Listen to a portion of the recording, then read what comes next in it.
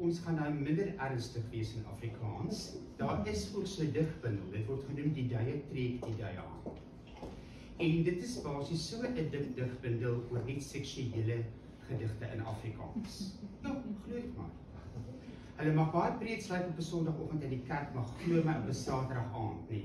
Gaan dit wild in die huise in Afrikaans. En daar is 'n wonderlike gedig in. En as ek nou sê wie dit geskryf is, gaan julle skrik, want ek weet nie of julle die naam ken, André Letoy nie. Koos Kombuis. Ja, van voordat hy die kombuis of die kerkorgel en al daai goed oorgeneem het.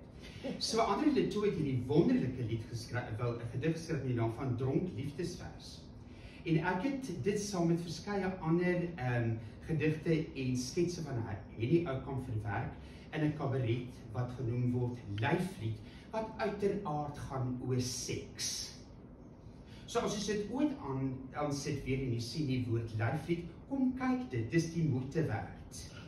En op 'n stadium is daar 'n paar mense kaal op die verhoog. So jy kry jou geld. Jy gaan hulle nie na die tyd kry. Dis so ek wil nou vra vir Ronel RW om op te kom, want sy het nou 'n stoutige ou meisietjie nie, en sy gaan julle nou verlei met 'n dronk liefdesvers. Gaan vir dit, Ronel. O, die stoel. Ja, maar ek is alles in hierdie show, is te groen, dis nie maar lekker vir jou. Dankie.